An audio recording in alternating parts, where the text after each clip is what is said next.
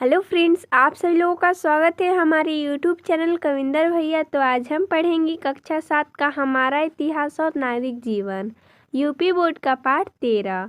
पाठ का नाम है मराठा राज्य का उदय एवं भारत में यूरोपियों का आगमन।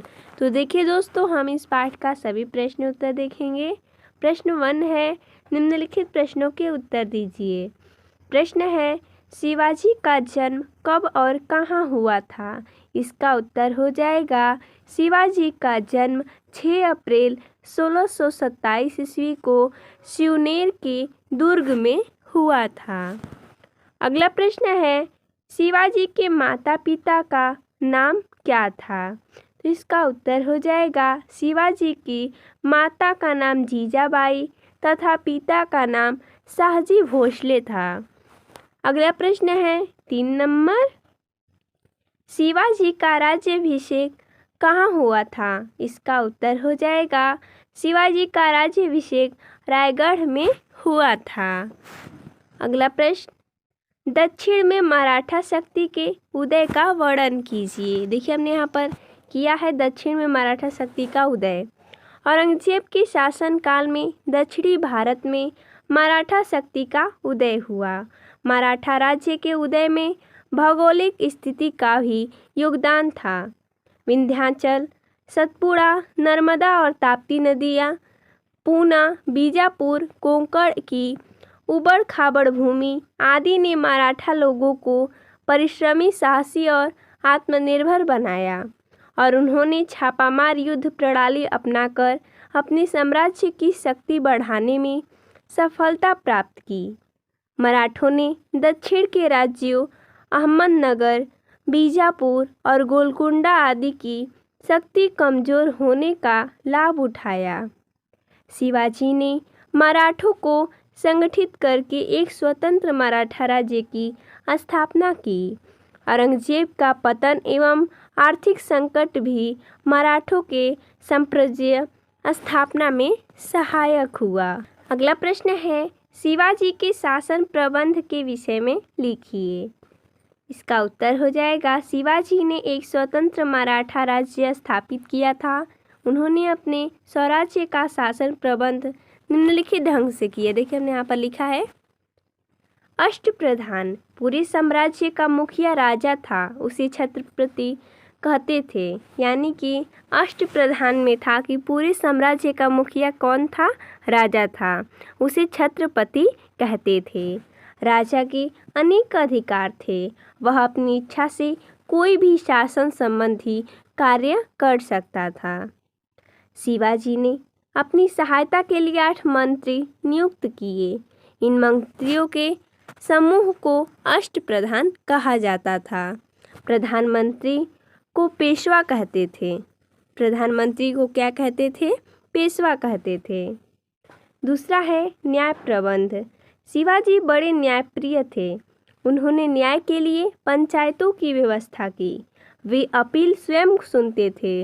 इस प्रकार हम कह सकते हैं कि शिवाजी ने अपने स्वराज्य का शासन प्रबंध बड़े अच्छे ढंग से चलाया।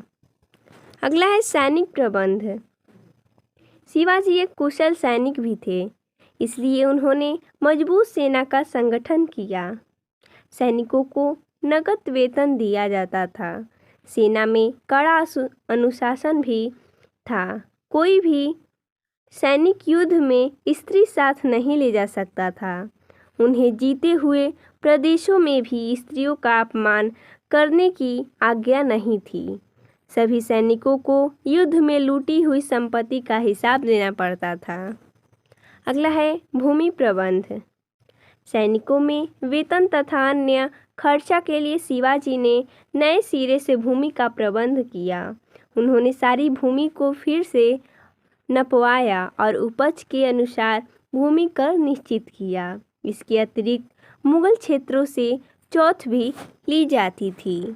अगला प्रश्न है, पानीपत की तीसरी लड़ाई क्यों हुई? इसके क्या परिणाम हुए? इसका उत्तर हो जाएगा मराठों ने पहले पंजाब पर हमला करके उस पर अधिकार कर लिया। पंजाब पर उस समय अब्दाली का शासन था। अब्दाली मराठों से नाराज हो गया, इस कारण यह लड़ाई हुई। जहां सन 1761 में पानीपत के मैदान में मराठों और अब्दाली की सेनाओं के बीच युद्ध हुआ। यानी कि पानीपत का तीसरा युद्ध कब हुआ था? 1761 में। कहाँ हुआ था? पानीपत के मैदान में। किन के बीच हुआ था? मराठों और अब्दाली के बीच में। क्यों हुआ था? क्योंकि मराठों ने क्या किया था? पंजाब पर हमला करके उसे अपना अधिकार कर लिया था, जो कि अब्दाली का शासन था वहाँ पर। इसलिए जो अब्दाली थे वो नाराज़ हो गए, इसलिए इन दोनों में लड़ाई हुई।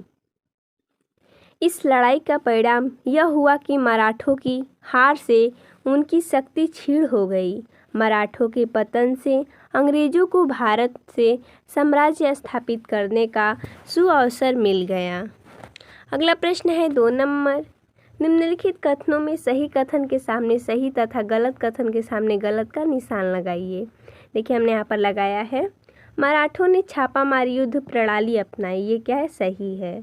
अगला है, अफजल खां मुगलों का एक प्रमुख सरदार था। ये क्या है? गलत है। अगला, शिवाजी का रामनगर में राज्याभिषेक हुआ। ये क्या है? गलत है। कहाँ हुआ था? रायगढ़ में हुआ था। अगला है, शिवाजी ने शाइस्ता खां को बगनख से मारा। ये क्या है? गलत है। अगला प्रश्न है 3 नंबर, सही जोड़ी बनाइए। देखिए हमने यहाँ पर बनाया है, जैसा कि दिया गया है, यहाँ पर सन दिया गया है और यहाँ पर कुछ दिया गया है, जैसा कि मृत्यु है और आक्रमण है, हमें मिलान करना है। तो जैसे देखिए पहला है, नादिर शाह का आक्रमण कब हुआ था? 1739 ईस्वी में। अहमद शाह अब्दाली का आक्रमण 1761 ईस्वी में। शिवाजी की मृत्यु 1680 ईस्वी में। सूरत पर आक्रमण कब हुआ था? 1670 ईस्वी में। तो देखिए दोस्तों, इसमें इतना ही प्रश्न दिया था। तो मिलते हैं नेक्स्ट वीडियो में, तब तक के लिए धन्यवाद दोस्तों।